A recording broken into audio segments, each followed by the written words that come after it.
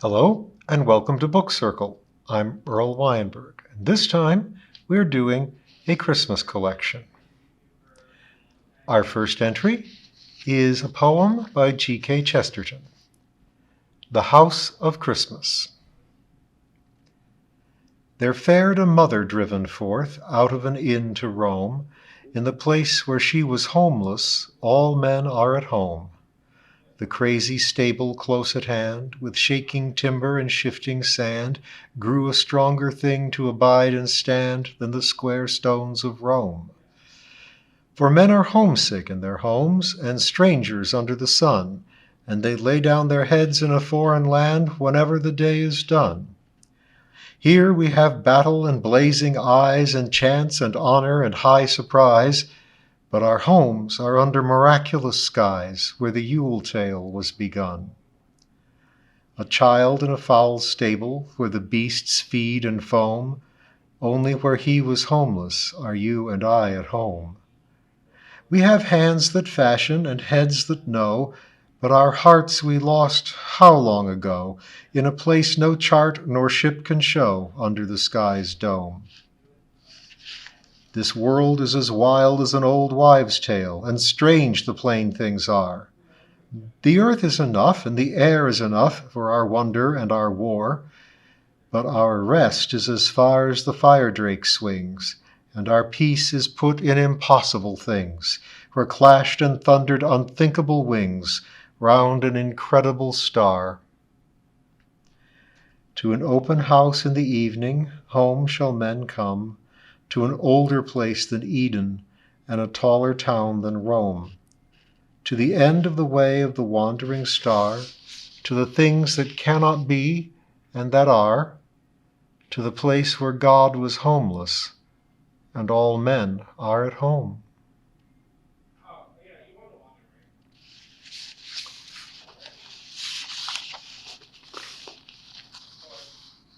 The Shop of Ghosts, also by G.K. Chesterton, from his collection Tremendous Trifles. Nearly all the best and most precious things in the universe you can get for a halfpenny. I make an exception, of course, of the sun, the moon, the earth, people, stars, thunderstorms, and such trifles. You can get them for nothing. But the general principle will at once be apparent. In the street behind me, for instance, you can now get a ride on an electric tram for a halfpenny.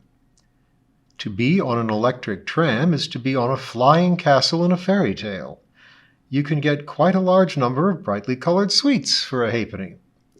Also, you can get the chance of reading this article for a halfpenny, along, of course, with other and irrelevant matter. But if you want to see what a vast and bewildering array of valuable things you can get at a halfpenny each, you should do as I was doing last night. I was gluing my nose against the glass of a very small and dimly lit toy shop in one of the grayest and leanest of the streets of Battersea.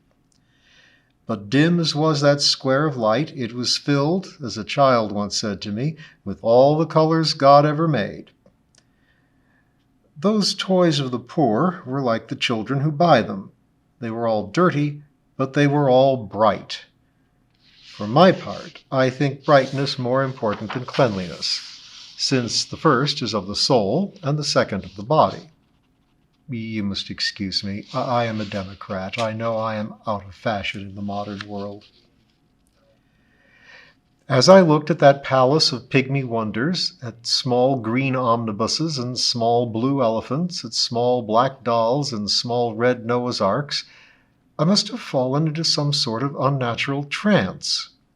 That lit shop window became like the brilliantly lit stage when one is watching some highly colored comedy.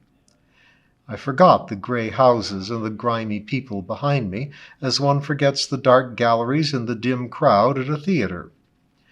It seemed to me as if the little objects behind the glass were small not because they were toys, but because they were objects far away. The green omnibus was really a green omnibus, a green Bayswater omnibus passing along some huge desert on its ordinary way to Bayswater. The blue elephant was no longer blue with paint, he was blue with distance. The black doll was really a black man relieved against passionate tropic foliage in the land where every weed is flaming and only man is black. The red Noah's Ark was really the enormous ship of earthly salvation riding on the rain-swollen sea, red in the first morning of hope. Everyone, I suppose, knows of such stunning instants of abstraction, such brilliant blanks in the mind. In such moments, one can see the face of one's own best friend as an unmeaning pattern of spectacles or mustaches. They are commonly marked by the two signs of the slowness of their growth and the suddenness of their termination. The return to real thinking is often as abrupt as bumping into a man. Very often, in my case, it is bumping into a man. But in any case, the awakening is always emphatic, and, generally speaking, it is always complete. Now, in this case, I did come back with a shock of sanity to the consciousness that I was, after all, only staring into a dingy little toy shop. But in some strange way, the mental cure did not seem to be final. There was still in my mind an unmanageable something that told me that I had strayed into some odd atmosphere, or that I had already done some odd thing. I felt as if I had worked a miracle or committed a sin. It was as if I had, at any rate, stepped across some border in the soul. To shake off this dangerous and dreamy sense, I went into the shop and tried to buy wooden soldiers. The man in the shop was very old and broken, with confused white hair covering his head and half his face, hair so startlingly white that it looked almost artificial. Yet, though he was senile and even sick, there was nothing of suffering in his eyes. He looked rather as if he were gradually falling asleep in a not unkindly decay. He gave me the wooden soldiers, but when I put down the money, he did not at first seem to see it. Then he blinked at it feebly, and then he pushed it feebly away. "No, no," he said vaguely. I never have. We are rather old-fashioned here." "Not taking money," I replied, "seems to me more like an uncommonly new fashion than an old one." "I never have," said the old man, blinking and blowing his nose. "I've always given presents. I'm too old to stop." "Good heavens," I said, "what can you mean? Why, you might be Father Christmas." "I am Father Christmas," he said apologetically, and blew his nose again. The lamps could not have been lighted yet in the street outside. At any rate, I could see nothing against the darkness but the shining shop window. There were no sounds of steps or voices in the street. I might have strayed into some new and sunless world. But having cut the cords of common sense, and I could not feel surprise except sleepily. Something made me say, "You look ill, Father Christmas." "I'm dying," he said. I did not speak. It was he who spoke again. "All the new people have left my shop. I cannot understand it. They seem to object to me on such curious and inconsistent sort of grounds, these scientific men and these innovators. They say that I give people superstitions and make them too visionary. They say I give people sausages and make them too coarse. They say my heavenly parts are too heavenly. They say my earthly parts are too earthly. I don't know what they want, I'm sure. How can heavenly things be too heavenly, or earthly things too earthly? How can one be too good or too jolly? I don't understand, but I understand one thing well enough. These modern people are living, and I am dead." "You may be dead," I replied. "You ought to know. But as for what they are doing, do not call it living." A silence fell suddenly between us, which I somehow expected to be unbroken. But it had not fallen for more than a few seconds when, in the utter stillness, I distinctly heard a very rapid step coming nearer and nearer along the street. The next moment a figure flung itself into the shop and stood framed in the doorway. He wore a large white hat tilted back as if in impatience. He had tight black old-fashioned pantaloons, a gaudy old-fashioned stock and waistcoat, and an old fantastic coat. He had large, wide-open, luminous eyes like those of an arresting actor. He had a pale, nervous face and a fringe of beard. He took in the shop and the old man in a look that seemed literally a flash, and uttered the exclamation of a man utterly staggered. "Good Lord!" he cried out. "It can't be you! It isn't you! I came to ask where your grave was." "I'm not dead yet, Mr. Dickens," said the old gentleman with a feeble smile.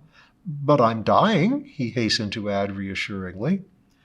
"But dash it all, you were dying in my time," said Mr. Charles Dickens with animation, "and you don't look a day older." "I've felt like this for a long time," said Father Christmas. Mr. Dickens turned his back and put his head out the door into the darkness.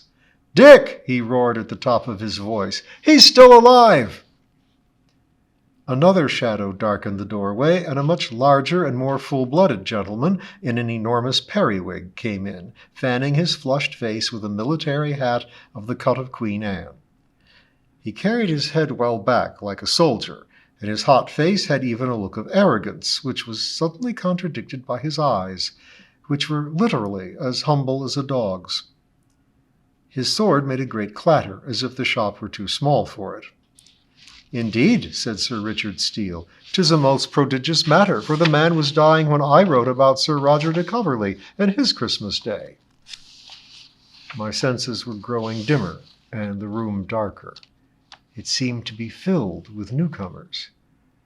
"It hath ever been understood," said a burly man who carried his head humorously and obstinately a little on one side, I think he was Ben Jonson, "it hath ever been understood, Consul Jacobo, under our King James and her late Majesty, that such good and hearty customs were fallen sick, and like to pass from the world. This grey-beard most surely was no lustier when I knew him than now." "And I also thought I heard a green-clad man like Robin Hood say in some mixed Norman French, 'But I saw the man dying.'"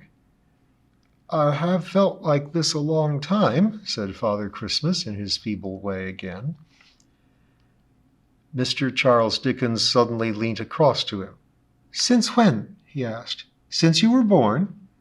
"Yes," said the old man, and sat shaking into a chair. "I have always been dying." Mr. Dickens took off his hat with a flourish, like a man calling a mob to rise. "I understand it now," he cried. "You will never die."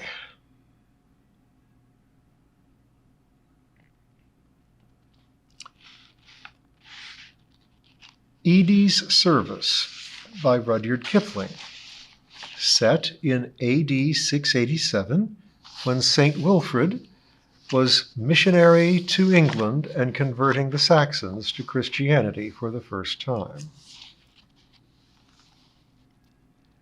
Edie, priest of St. Wilfrid, in his chapel at Manhood End, ordered a midnight service for such as cared to attend.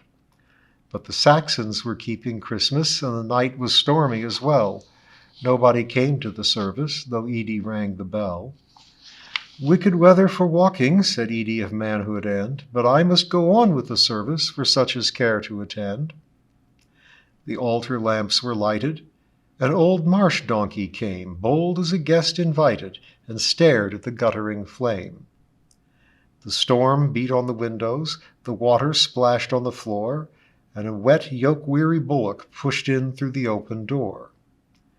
"How do I know what is greatest? How do I know what is least? That is my Father's business," said Edie, Wilfrid's priest. "But 3 are gathered together.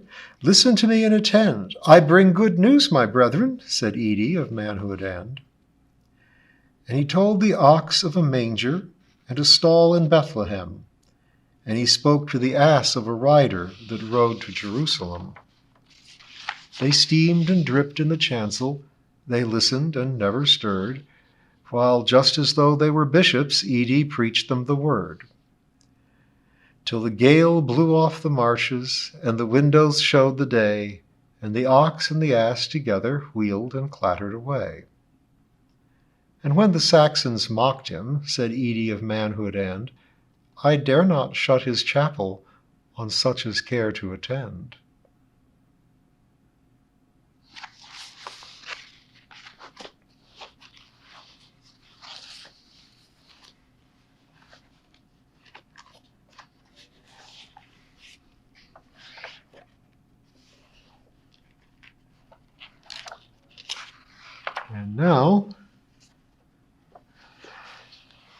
One way out of the gift-giving dilemma. In this extract from A Hint for Next Christmas, British writer A. Milne solves the problem as it arose at a Christmas house party. A. Milne is the author of Winnie the Pooh, but he wrote for grown-ups too.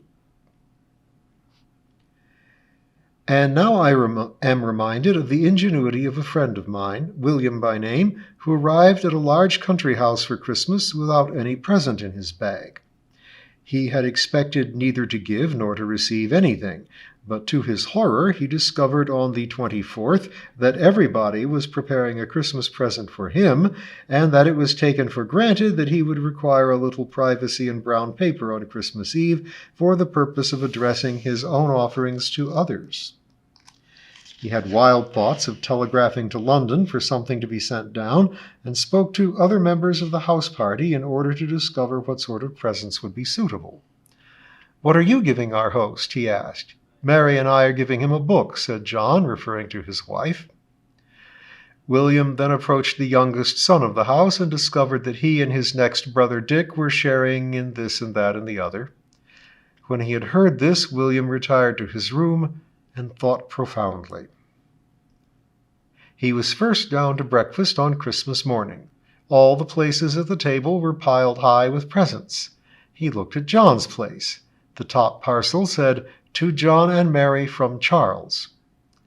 William took out his fountain pen and added a couple of words to the inscription.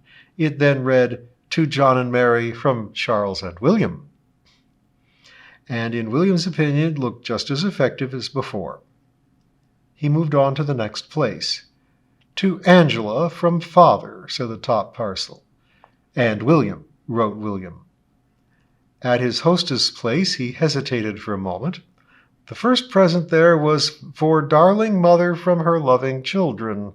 It did not seem that an "and William" was quite suitable, but his hostess was not to be deprived of William's kindly thought. 20 seconds later, the handkerchiefs from John and Mary and William expressed all the nice things which he was feeling for her. He passed on to the next place. It is, of course, impossible to thank every donor of a joint gift. One simply thanks the first person whose eye one happens to catch. Sometimes William's eye was caught, sometimes not. But he was spared all embarrassment, and I can recommend his solution of the problem with perfect confidence to those who may be in a similar situation.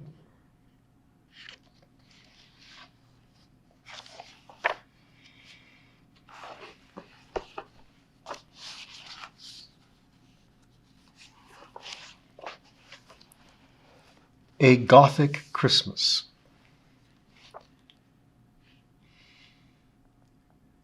High above the drowsing village stands the Gothic cathedral, its spires pointing to the heavens. In the bell towers, the wind murmurs an ancient and plaintive refrain as it did once upon a time over the stable of Bethlehem. The village, at peace beneath the clear night sky and the glittering stars, snuggles against its hillsides and goes to sleep. At the cathedral, only St. Benoway is awake. He watches the lights die out in the twisted alleys where the antique signboards sway in the wind, and listens to the diminishing sounds of life in the town and the vanishing footsteps of vagrants returning from the taverns. Then, sure of not being seen by any human being, St. Benoway steps out of his niche by the grand portal and climbs the facade of the cathedral, hand over hand, clinging to the rooted vines until he reaches the tympan over the main doorway, where stand the sculptured figures of the biblical prophets. "Noah? Isaiah? Abraham?" He calls out, tugs at the hem of a mantle, and with his stick prods the sleeping ones.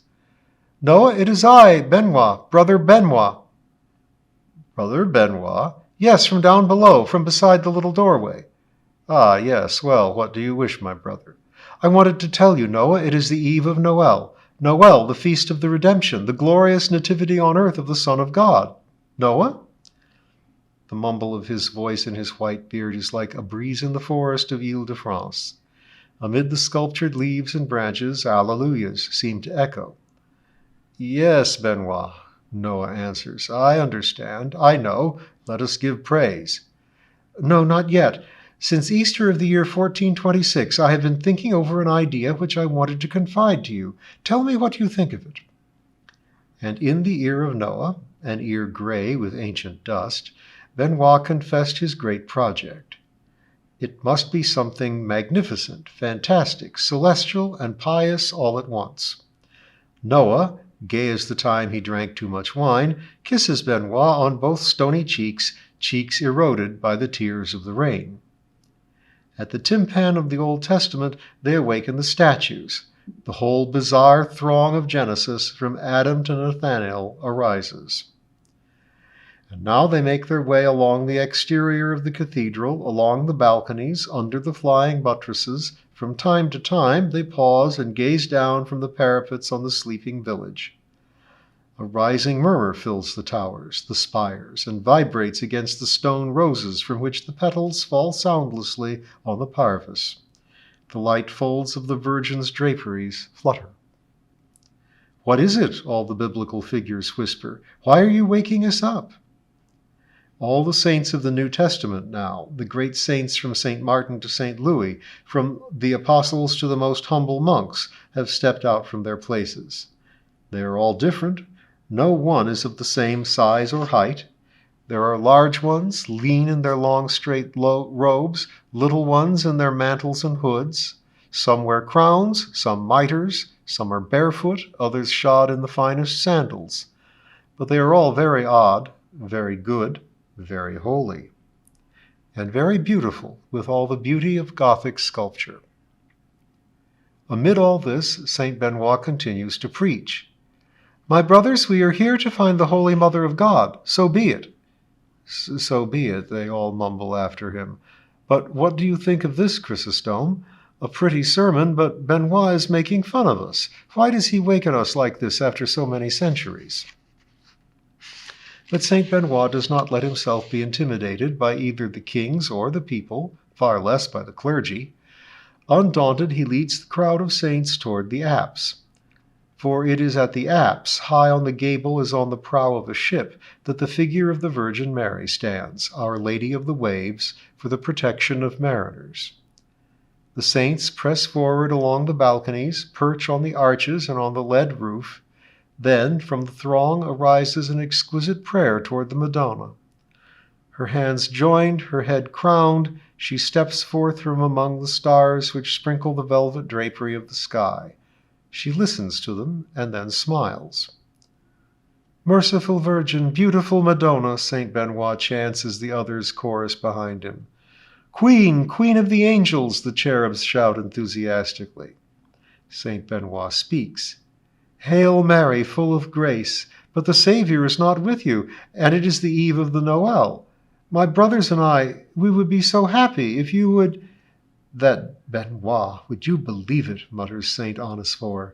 What audacity! If you would, Holy Mother, relive among us the If you would, Holy Mother, relive among us the fete of the Nativity. A great silence falls on the cathedral. All are silent, holding their breath, listening. Relive the Nativity. And in answer, the Virgin steps down from her flowered pedestal.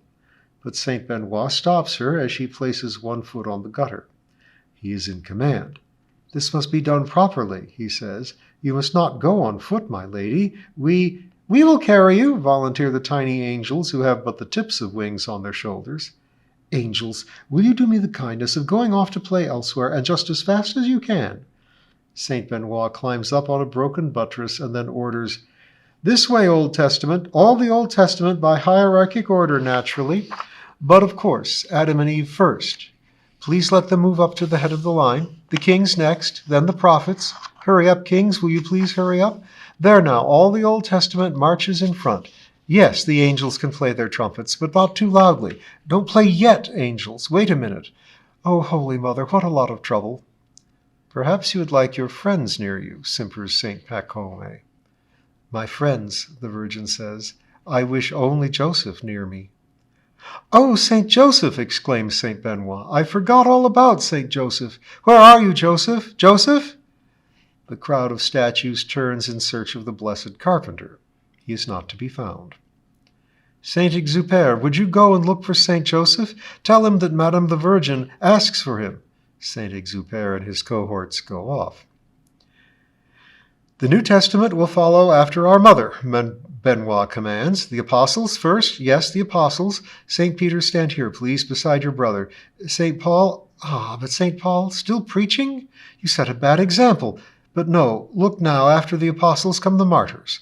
The popes, the popes? Will your holinesses please be more cooperative? And the monks after them." At this moment there is a stir in the crowd, and Saint Exupère emerges. "Here is Joseph! Long live Saint Joseph!" shout the saints. "Where was he?" "Joseph thinks of everything. While we were here fussing futilely, he went to find the only mount which God has glorified on this earth for the service which he rendered to our mother and the Son. Saint Joseph went to find—" The poor man of Nazareth steps aside. There stands a donkey. Alas, a very little donkey, from the tympan of the flight into Egypt, skinny, low-slung, and missing ears and tail. The Virgin smiles at her husband, and then at the beast. With her beautiful fine hand of white stone, Our Lady strokes the worn little back. It is still solid enough in its carving, however, to carry the Madonna. And then, with infinite precaution, for Mary suddenly feels herself heavy as on the day she left Nazareth, the maidens help her mount the blessed donkey. Saint Benoit, hoarse with emotion, announces, "En route for the procession of Noel!" Across the roofs of the old Gothic cathedral, among the marvelous stone lilies and vines, among the treasures worked by men who were artists and artists who were saints, the wonderful and droll procession of statues advances. See them pass. Across the luxuriant flora of stone flowers and rose windows and arabesques, down the stairways of the towers, advancing onto the large square before the cathedral, where not even a dog scampers. The nave is soon filled, then the transepts, and even the rood loft.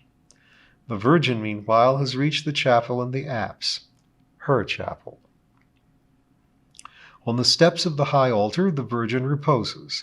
Joseph, leaning on his staff, contemplates her, half smiling, half sad.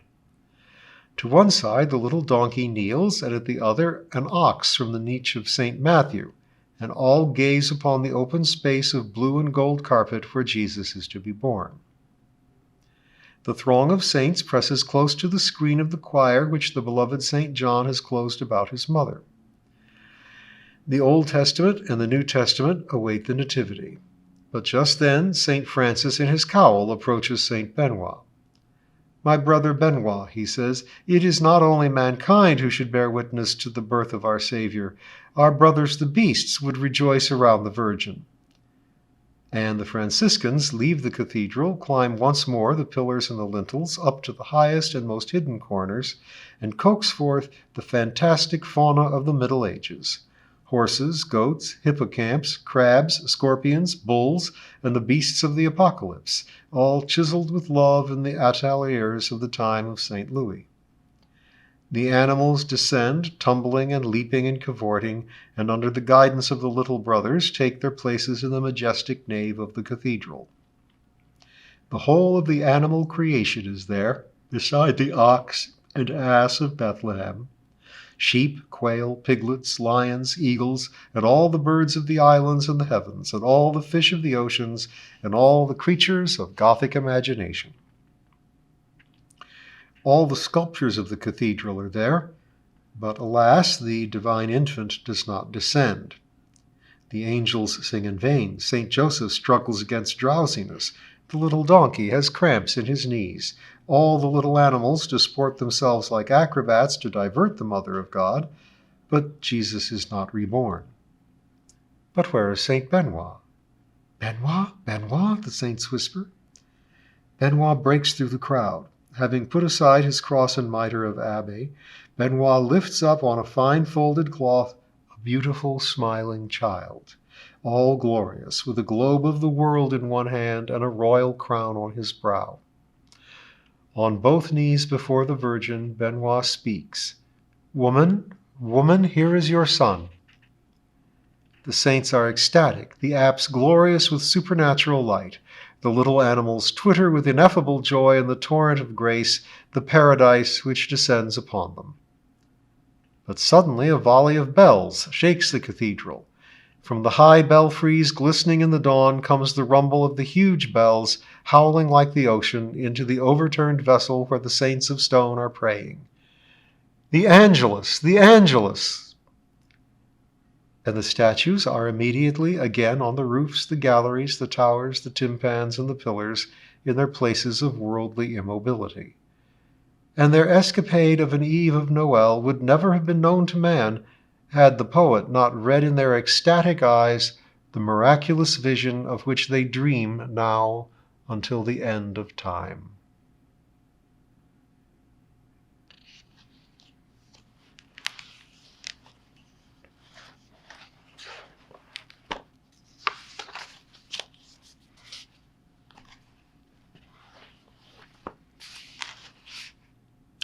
The Way It Used to Be. Robert Benchley was on a diet when he read the Christmas menu of a Chicago hotel. He expressed his envious amazement in this essay. I realize as well as anybody that to talk about dieting at this late date is like discussing whether or not the polka causes giddiness or arguing about the merits of the coaster brake on a bicycle.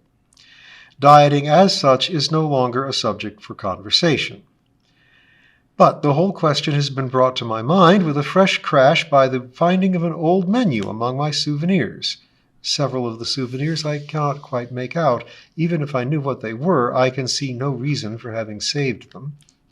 An old menu of a Christmas dinner dispensed to the guests of a famous Chicago hotel in the year 1885. I was not exactly in a position to be eating a dinner like this in 1885, but some of my kind relatives have saved it for my torture. The dinner was, of course, table d'hôte. When you bought a dinner in those days, you bought a dinner. None of this skimming over the card and saying, "I don't see anything I want, just bring me an alligator pear salad." If you couldn't see anything you wanted on one of the old-fashioned table d'hôte menus, you just couldn't see, that's all. After the customary blue points in soup, with a comparatively meager assortment of fish, just a stuffed black bass and boiled salmon, we find a choice of broiled leg of mountain sheep or wild turkey. This is just a starter. The boys didn't get down to business until the roast. There are 36 choices among the roasts.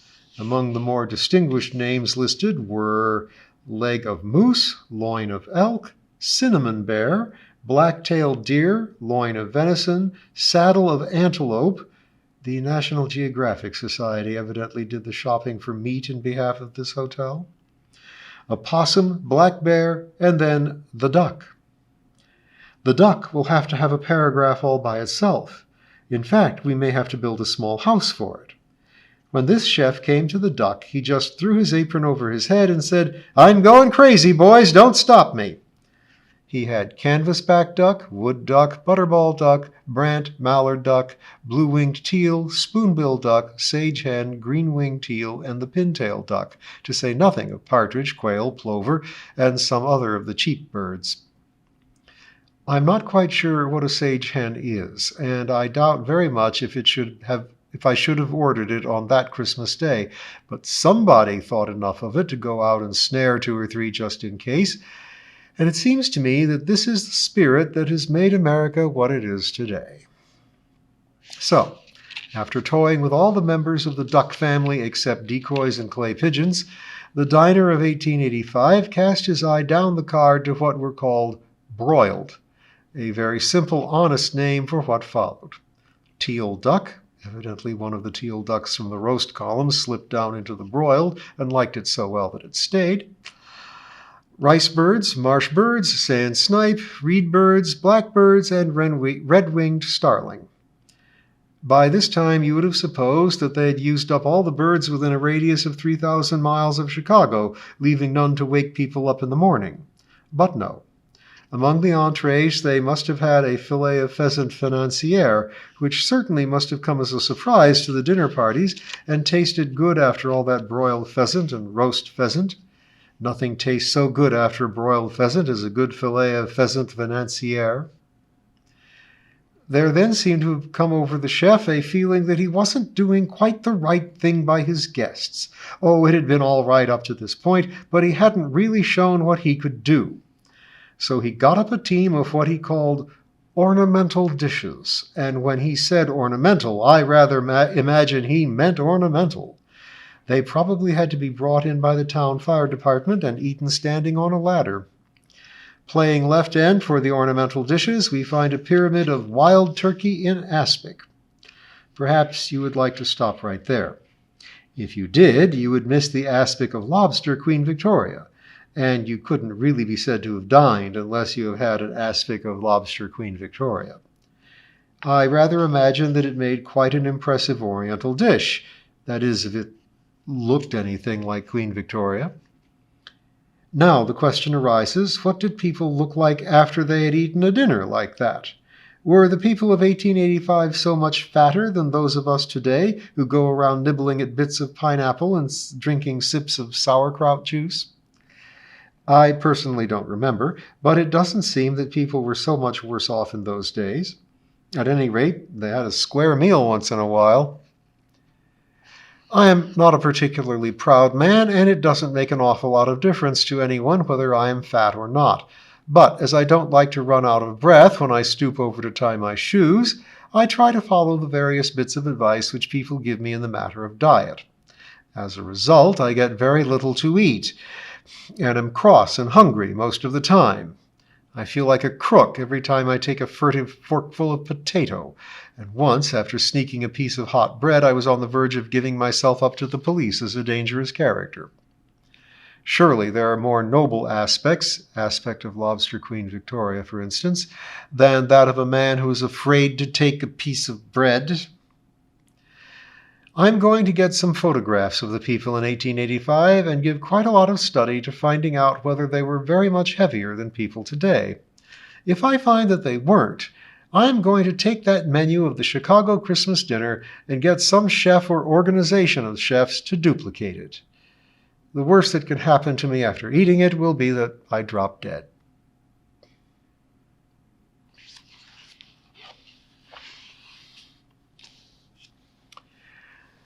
And instead of that, wishing you Merry Christmas and Happy New Year, this is good night and happy holidays from Book Circle.